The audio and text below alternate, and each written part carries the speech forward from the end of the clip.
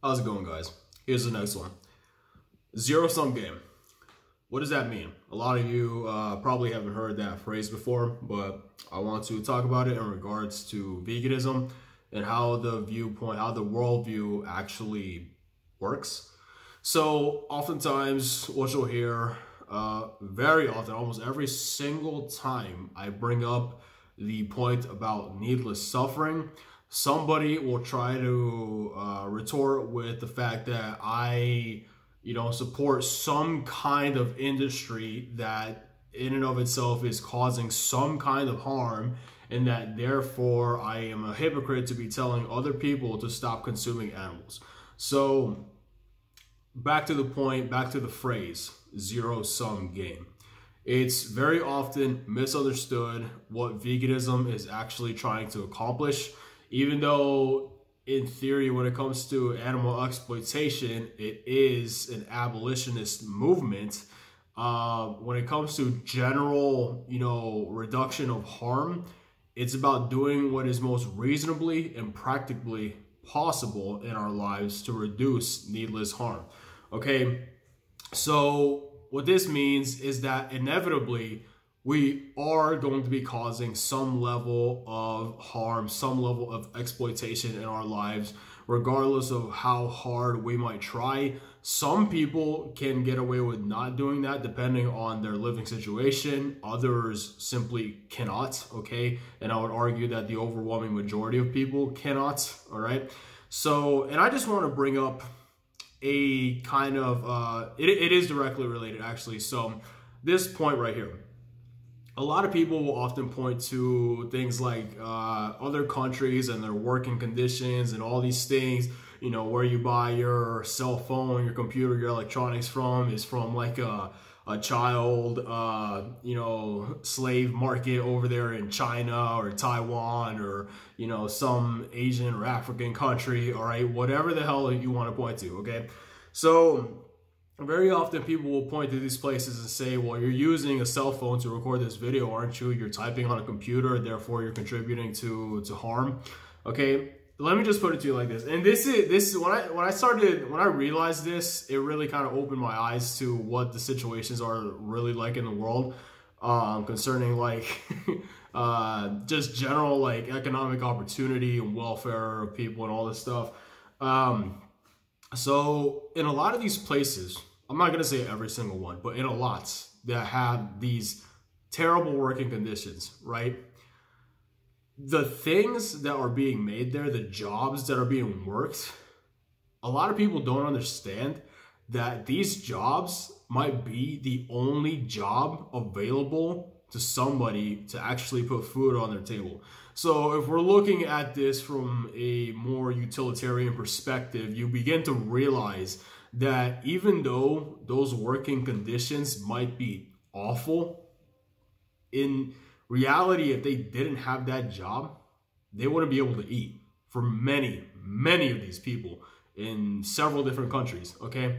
So it's very easy to point to a country that has, awful working conditions for these manufacturing plants, and they treat people terribly. And of course, we should always be making strides to improve those things, right?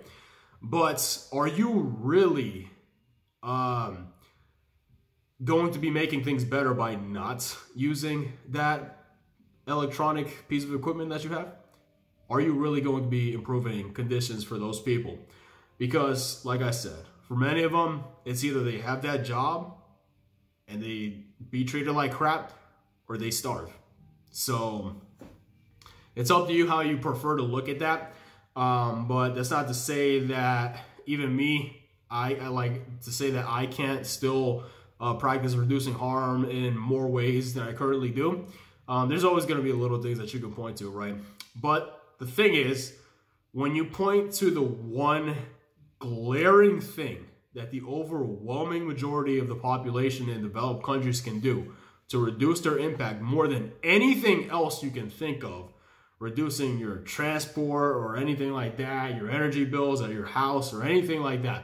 You're talking about ethically, environmentally, and even for your own personal health, okay? The number one thing that you can do, which is why vegans are so damn loud-mouthed about this, is to reduce and actually eliminate your consumption of animal products. Okay, that is why vegans focus on this issue, because it is the number one thing, the glaring thing that pretty much everybody can do, aside from niche populations of people, to reduce your overall impact on the environment, and also, ethically speaking, to progress morally. Okay, so whenever you want to try to retort with, oh, you still cause suffering, you're not arguing really against what veganism already is. Like, you're just not. Okay, it's just a common misunderstanding of what veganism actually seeks to do. Okay, so with that being said, you know, I hope I shed some light on the fact that, well, if you want to try to throw out these things and try to, you know, refute what a vegan is telling you about consuming animals, it's just simply wrong. And here's another thing, okay? The fact is that even if I were doing all this stuff and, you know, I'm causing all this suffering and harm as a vegan, that doesn't change the fact that I'm still causing, I would be causing even catastrophically more damage if I were to consume animal products. So it's like you're just compounding on things, okay? So you have to realize it from that perspective as well. So that's basically more or less what I wanted to get at today, because this is a very, very tired and old attempt at trying to get that annoying vegan off your back, okay? But unfortunately, it really doesn't work when you think about it. So if you want to come up with something to try to address what I said, feel free. I'm more than happy to hear it. But more or less, that's in a nutshell this issue. So again, in summary, veganism is not a zero-sum game.